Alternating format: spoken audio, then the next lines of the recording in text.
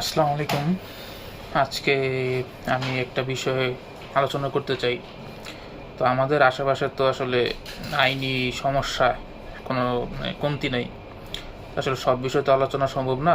যে বিষয়গুলো হচ্ছে আমাদের দৈনন্দিন জীবনের সাথে সম্পর্কিত, তো আমি চেষ্টা করব ওই বিষয়গুলোতে আলোচনা করার। তো আজকে যে বিষয়টা নিয়ে আলোচনা করছি সেটা হচ্ছে যে আমাদের চিকিৎসা ক্ষেত্রে যে অবহেলাগুলো হয়, সাধারণত হাসপাতালে বা ডাক্তারের কাছে গেলে আমরা ধরেন সুচিকিৎসা তো পাই না। অনেক ক্ষেত্রে দেখা যায় যে রোগীর ক্ষতি হয়ে যায় বা রোগী মারা যায়।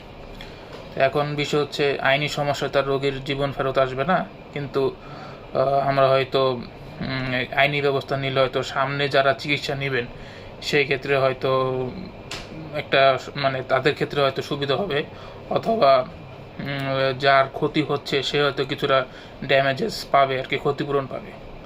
তো এই ক্ষেত্রে আমাদের আসলে মেডিকেল নেগলিজেন্সের ক্ষেত্রে আপনার কোডিফাইড বা ডিস্টিংগুইশড কোনো আইন নাই। এই ক্ষেত্রে আপনার বিভিন্ন যে আইনগুলো আছে সেখান থেকে আর কি রেমেডি বের করতে হয়। সেই ক্ষেত্রে আপনার পেনাল কোড আছে, বাংলাদেশ দণ্ডবিধি, তারপর সিআরপিসি আছে। এছাড়া ভোক্তা সংরক্ষণ আইন যেটা আছে সেখানে আপনি সুবিধা নিতে পারেন, অথবা বিএমডিসিতে আপনি অভিযোগ করতে পারেন। এখন পেনাল কোডের ক্ষেত্রে যেটা হচ্ছে সেটা হচ্ছে পেনাল কোডের 304A আর হচ্ছে 336, 37 এবং 38, এই চারটা ধারায় আপনি মেডিকেল নেগলিজেন্সের ক্ষেত্রে আপনি আইনি প্রতিকার পেতে পারেন। এইখানে আপনার বলা আছে যে যদি অবহেলার কারণে, ডাক্তারের অবহেলার কারণে বা কোনো ব্যক্তির অবহেলার কারণে যদি কেউ মারা যায় সেই ক্ষেত্রে তার শাস্তির বিধান বলা আছে। এছাড়া 336, 37, 38-এ অবহেলাপূর্ণ কাজের মাধ্যমে যদি কারোর কোনো ক্ষতি হয় বা জীবনহানি ঘটে সেই ক্ষেত্রে তার বিধান ওইখানে বলা আছে। তো সেই ক্ষেত্রে আপনারা ওই আইনে মামলা করতে পারেন। আর এছাড়া আপনি ক্ষতিপূরণের জন্য দেওয়ানি মামলা করতে পারেন, সিভিল কোর্টে মামলা করতে পারেন। সেটা হচ্ছে আপনার সিপিসি সেকশন 19 ধারায় এই কথা বলা আছে, ক্ষতিপূরণের জন্য মামলার বিষয়টা। এছাড়া আপনি বিএমডিসি, যেখানে আপনার ডাক্তারদের বা এই মেডিকেল সেক্টরে যারা কাজ করে তাদের পেশাগত যে সদাচরণ এগুলো মেনটেন করে হচ্ছে BMDC, Bangladesh medical and dental council. তো আপনি ওইখানে তাদের বিষয়ে অভিযোগ দিতে পারেন, বা কোনো পার্টিকুলার ডাক্তার বা কোনো প্রতিষ্ঠান হাসপাতাল ক্লিনিকে যদি কোনো অনিয়ম থাকে সেই ক্ষেত্রে আপনি ওইখানে অভিযোগ করতে পারেন। তারা তদন্ত করবে, তদন্ত করে যদি তারা সেটার কোনো সত্যতা পায় সেই ক্ষেত্রে ডাক্তারের ওই ক্লিনিকের লাইসেন্স যেটা থাকে সেটা তারা বাতিল করতে পারে। আর এছাড়া আপনি ভোক্তা সংরক্ষণ আইন যেটা আছে সেই আইনও মামলা করতে পারেন।